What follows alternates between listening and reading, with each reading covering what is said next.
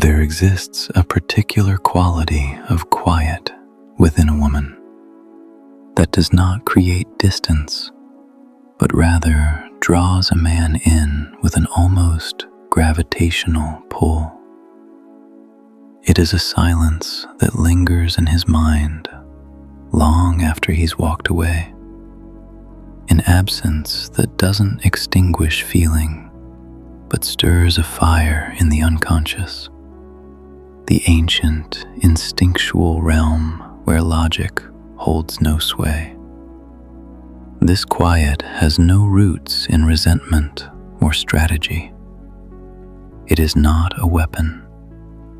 It springs from a place of profound inner integrity, what Jung identified as the authentic self.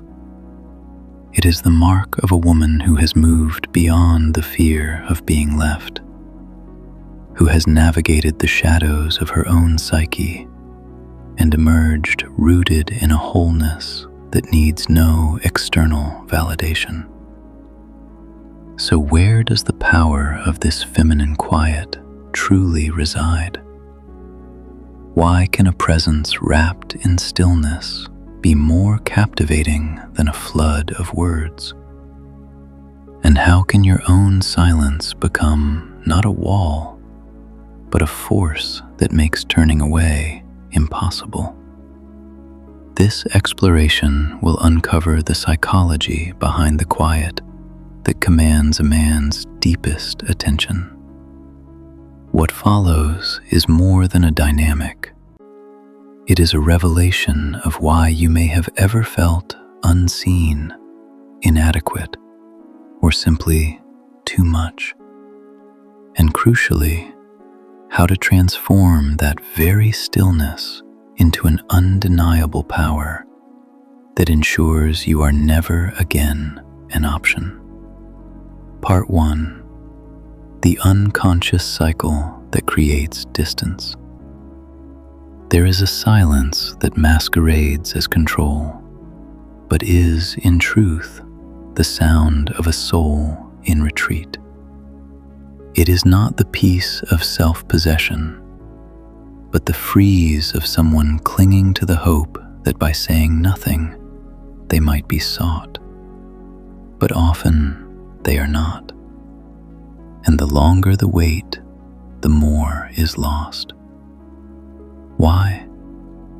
Carl Jung observed, "Until you make the unconscious conscious, it will direct your life, and you will call it fate." So many of our choices in love, which we dress as intention, are born from deeper, unseen layers.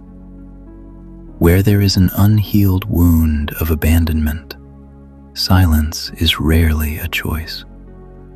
It is a reflex, a protective shell we withdraw into when we sense our value dimming in another's gaze. Imagine a woman deeply connected. When her partner becomes distracted, less available, she doesn't know how to bridge the gap except to vanish. But this disappearance isn't chosen from a place of strength. It is the soul contracting around an old, familiar ache, the pain of being overlooked. She holds her breath and waits. Yet each passing moment doesn't make him feel her absence. It renders her invisible. The issue is never the act of quiet itself, but the energy that vibrates beneath it. A silence charged with fear is not magnetic. It emits a low-frequency signal of anxiety. Men do not hear a whispered need. They sense an invisible weight.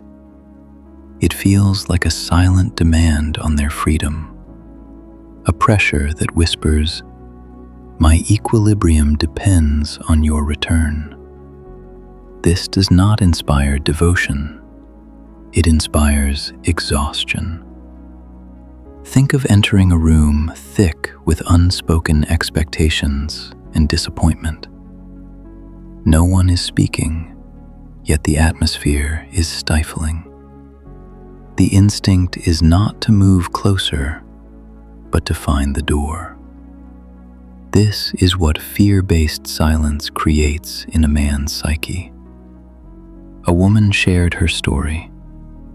After a period of intense closeness, her partner's attention waned. Instead of communicating, she chose a silent test. But her silence was not powered by calm. Internally, she was in turmoil, checking her phone, parsing his online status. Silent on the outside, but a storm within. When he didn't respond as hoped, she shattered. To him, she was no longer the grounded woman he was drawn to, but someone in need of saving. And men are not ultimately drawn to rescue. They are drawn to partnership. Jung noted, "What you resist persists." The more you try to suppress the fear of loss, pretending all is well, the more you broadcast a dissonant emotional signal.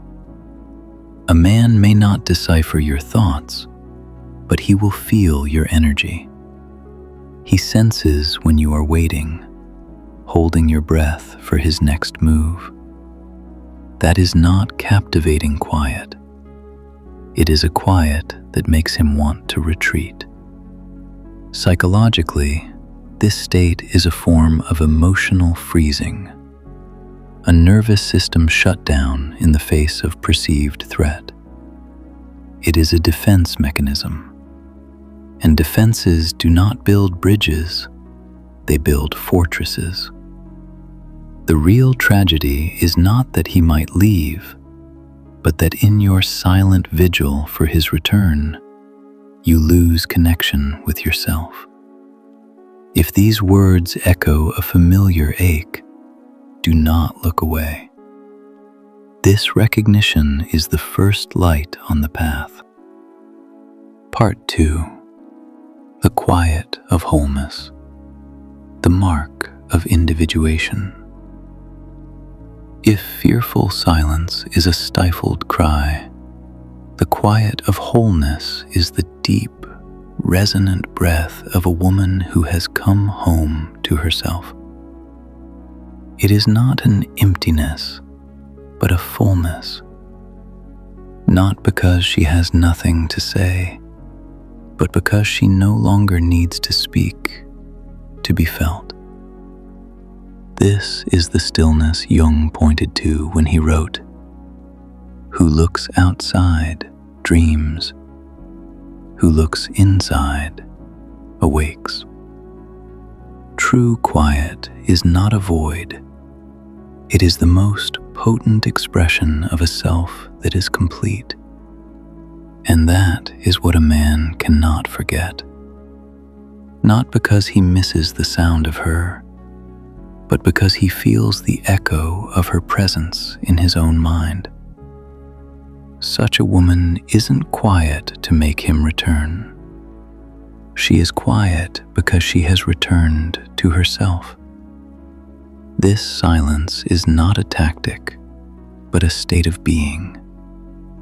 Like a tree that does not call to the birds, yet becomes a sanctuary for the entire forest.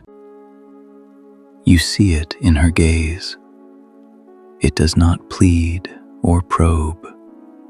It is steady, like a deep well. You can see your reflection, but cannot easily fathom its depths. She does not wonder, "Does he miss me?" Because in her world, that answer does not define her worth.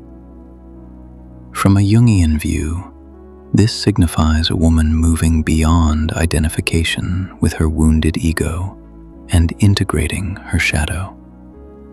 The individuation process begins when we stop projecting our unmet needs onto another and reclaim our own center. When a woman sources her stability, her worth, her peace from within, her silence ceases to be a gap.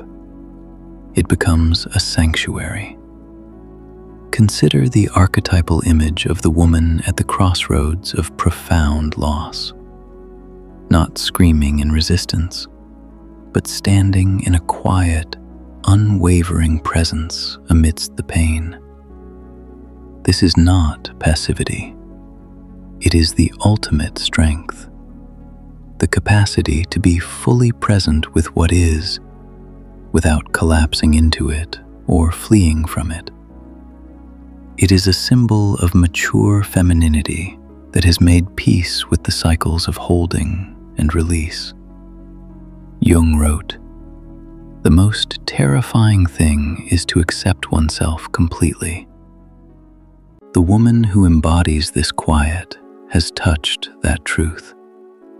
She accepts her own spectrum, vulnerability, strength, longing, peace, without needing someone else to manage it for her.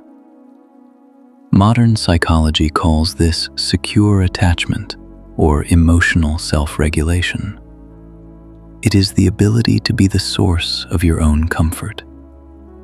This is not aloofness. It is profound emotional maturity. And it is irresistibly attractive, not because it plays games, but because it offers a rare and genuine safety. Within the quiet space she holds, a man can actually remember himself. You do not pull him back. Your grounded absence begins to ring like a bell in his awareness, prompting a genuine question. Where is she? That question is the beginning of true fascination. Part 3. Discernment. The two faces of stillness. Both silences use no words. Both create space. But one is a magnetic field drawing a man closer with curiosity. The other a slow leak draining the life from a connection. To tell them apart, you must be awake enough to not mistake emotional shutdown for inner strength. As Jung said, there is no coming to consciousness without pain. This discernment requires ruthless self-honesty. The silence of the wound often comes from hurt, rejection, or abandonment, coupled with an inability to voice it. It manifests in passive acts, posting veiled messages, giving the cold shoulder, withdrawing affection as punishment. The energy is one of constriction, expectation, and unspoken blame. This is the unconscious trap Jung warned of, where your unhealed shadow acts out without your conscious consent. You believe you are preserving dignity, but you are quietly enacting a punishment with your pain. Imagine a room where someone is silently, fiercely angry. No words are spoken, yet the air is charged and heavy. The instinct is not to connect, but to escape. This is the atmosphere of wounded silence. Addictive silence, the quiet of wholeness, feels entirely different. It is like stepping into a forest glade. The quiet is spacious, alive, and peaceful. It is not a distance created to teach a lesson, but a space honored for genuine breath and renewal. In this space, a man doesn't feel pushed away. He feels invited to meet you on different ground. The core difference lies in intention. Jung emphasized that every behavior carries symbolic meaning. Does your silence symbolize a resentful withdrawal of energy, or a conscious return of energy to the self? One creates resistance, the other, resonance. We often believe love is measured in constant contact, but sometimes it is measured most accurately in the quality of your withdrawal. Not withdrawing to inflict lack, but to honor your own abundance. In that authentic retreat, your presence gains power because it is no longer tethered to another's actions, but anchored in your own sovereignty. Part 4. The practice of conscious space. Understanding the difference leads us to the practice, the conscious creation of space. Not to make someone miss you, but to rediscover the you that existed before you ever worried about being missed. Jung stated, "Your vision will become clear only when you can look into your own heart." Creating space is the act of turning that gaze inward. This is not a no-contact rule driven by strategy. If your actions are fueled by the hope of a reaction, they remain a form of manipulation, however subtle. True space is a soulful, conscious choice. It is like tending a garden. You do not dig up the seeds daily to check for growth.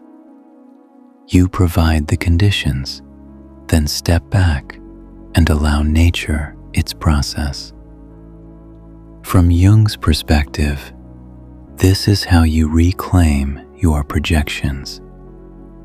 We constantly project our disowned qualities, our need for security, our unexpressed power onto our partners. Creating space is the process of withdrawing those projections and asking, what part of myself am I asking him to carry? Individuation begins when we take that back. Some women are like a constant, bright light. They believe that by always being on, they will always be seen. But in the glare of the everyday, a constant light becomes part of the scenery. It is only when the light shifts, when it is absent for a moment, that we notice the unique shape it gave to the shadows. When you stop emitting from a place of need, your absence gains a form.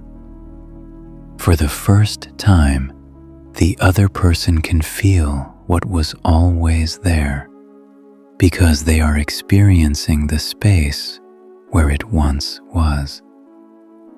True space does not crave to be filled. It is the sacred territory of someone who understands that wholeness is an inside job. So how do you begin? Start by pausing the reflex. When you feel the urge to reach out from anxiety, to post for visibility, to do something to fix the silence, stop. Do not act. Simply observe the urge. What vulnerable part is speaking? Then redirect the energy inward.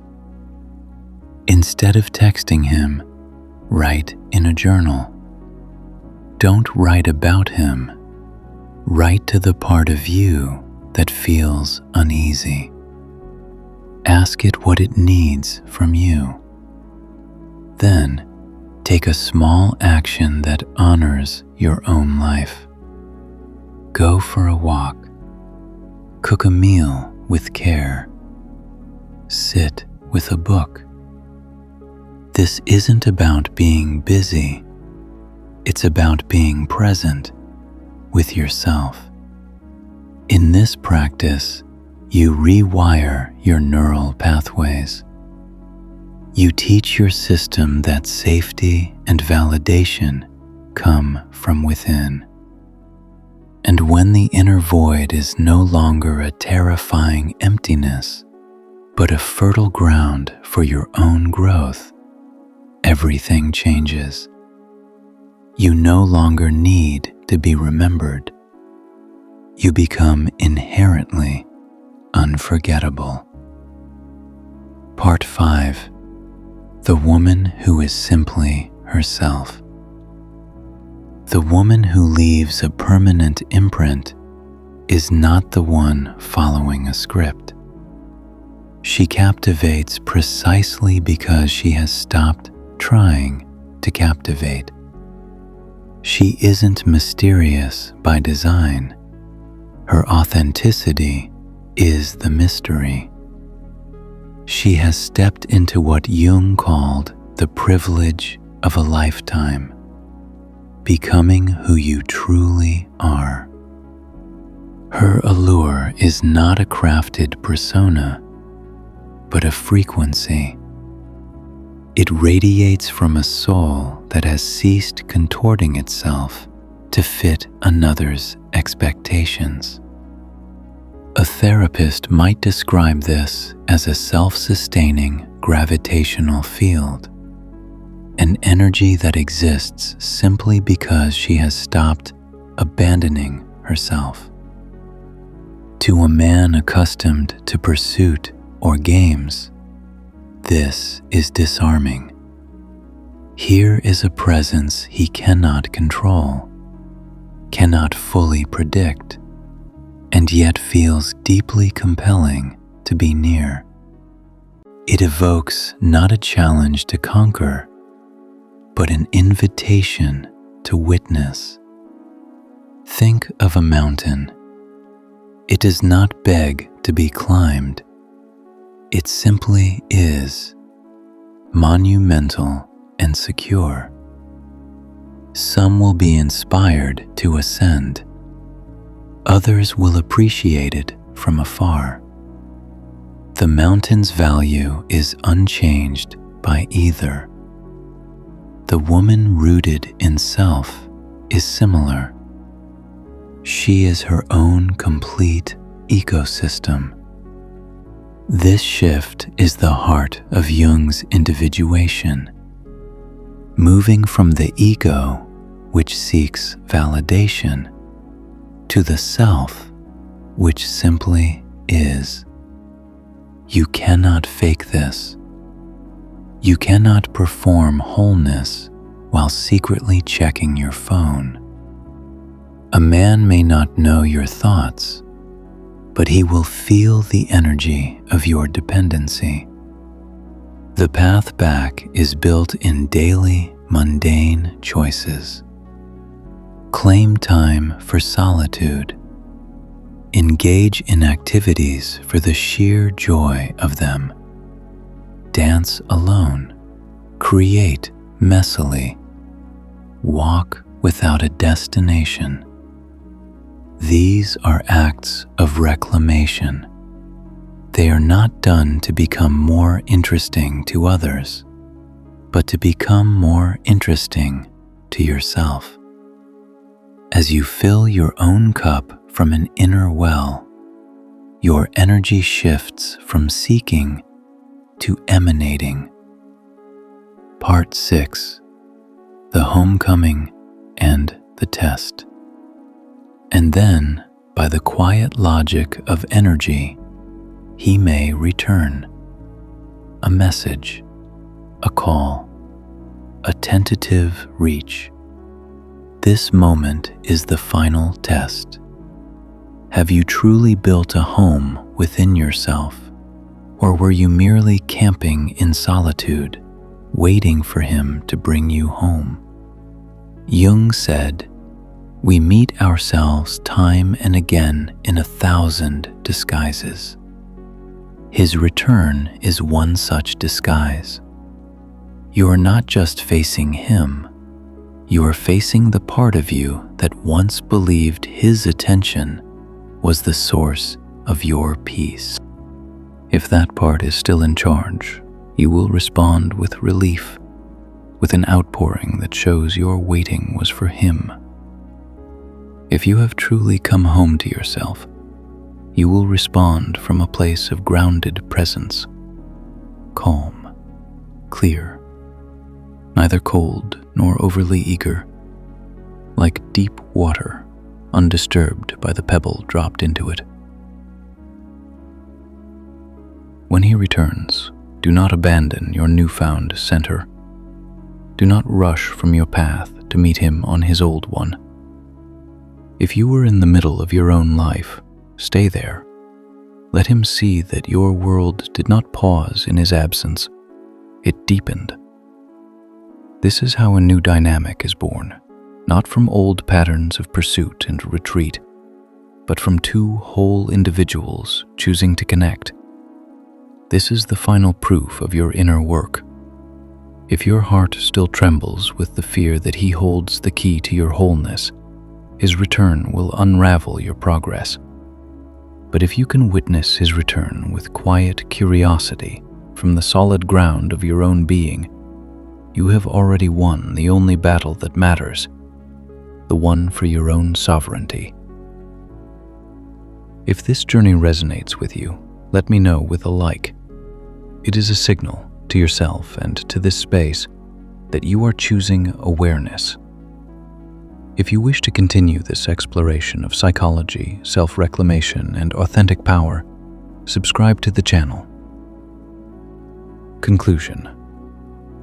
In the end, a woman's power is not defined by who stays or goes, but by who she remains when she is utterly with herself. Jung reminds us, no tree can grow to heaven unless its roots reach down to hell. The most compelling quiet is not born in the absence of pain, but in the full journey through it. It is forged in the willingness to face your own depths and emerge not hardened, but whole. True connection is never built on fear or control. It is built on the freedom that comes from being unshakably yourself. When you can be at peace in your own silence, when you can love without surrendering your core, you do not make yourself impossible to leave. You make yourself impossible to replace. Because in your presence, others find not just you, but a reflection of their own possibility.